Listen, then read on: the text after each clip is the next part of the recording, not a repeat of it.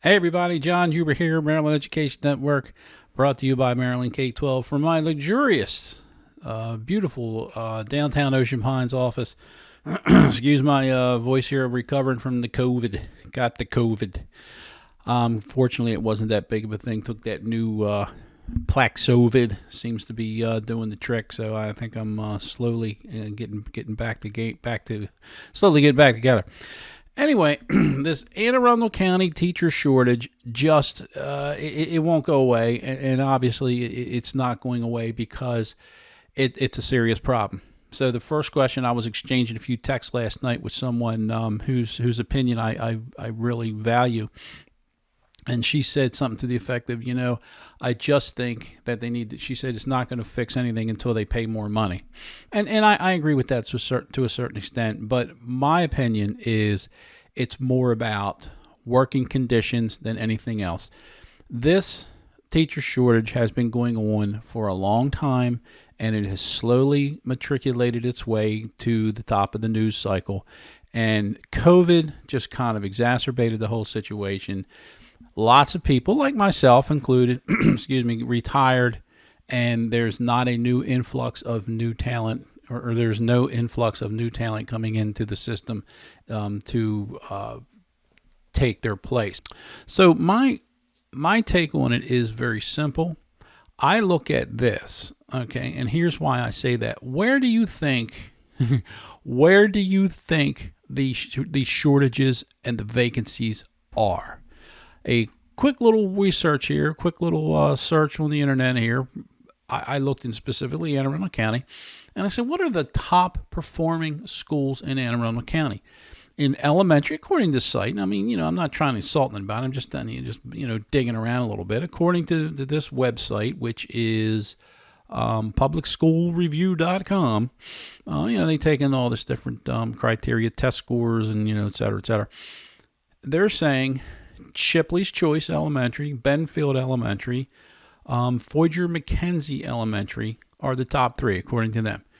Do you think there are vacancies at those elementary schools? Maybe, maybe not. Middle schools, the top performing middle schools are Severna Park Middle, Chesapeake Science Point. You know what that is? That is a public charter school where there's an application procedure. Now, according to them, it's a lottery situation. However, you still have to fill out an application. You still have to apply. And there's all sorts of preferences given, like Anne Arundel County staff, and if you have other siblings that go there, that sort of thing. So there's a little bit to it. And I can assure you that these students who are not being successful in schools are not going to fill out applications. They're not going to, sign on the dotted lines. Their parents aren't going to go to these meetings and submit it. It's all over their application. If it's late and doesn't, comply with the deadlines, then unfortunately you're not going to be considered, et cetera, et cetera. So that's the second one. And the third one is Central Middle School, which is down in like the Edgewater area. That's middle school. High schools. What are the top three performing high schools according to this site? Severna Park, South River, and Broadneck. Now let me ask you this. Do you think that there are vacancies and there is a real shortage problem at any of these schools that I just mentioned? I forgot the middle school. The third one is Central Middle, which feeds into South River High, I think. Not an expert on there. But anyway, of all those middle schools and high schools and elementary schools I just mentioned, do you think there are shortages and there are staffing issues at those schools? Something tells me that it's not. So what does that mean? That means all those vacancies have trickled up, and now the vacancies are in the poorest performing schools, which I don't want to sit here and call anybody out. So think about that. I believe that is the sole number one problem in this whole teacher shortage thing, is the way the way that the staff has been managed over the past several years. Why? Because the teachers unions fight for that. They fight for that teacher ability to negotiate his or her own place in the ecosystem, if you will. They negotiate for their ability for that teacher to negotiate their own positions and to try and get into the schools that they want to get into. So lo and behold, I think that's a huge, huge issue. Why do we have these teacher shortages? I think I just answered that question. I think that the shortages only exist in those lower performing schools. Same thing with the bus drivers.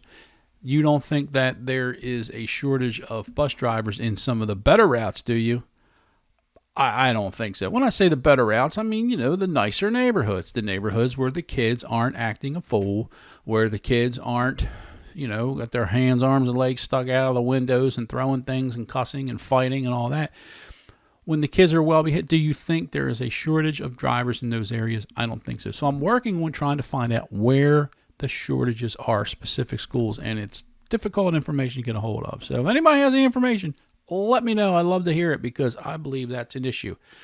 Now, Anne Arundel County, in their to their credit, in my opinion, they have actually been publicizing the data in terms of vacancies, numbers of vacancies with cafeteria workers and bus drivers and all that.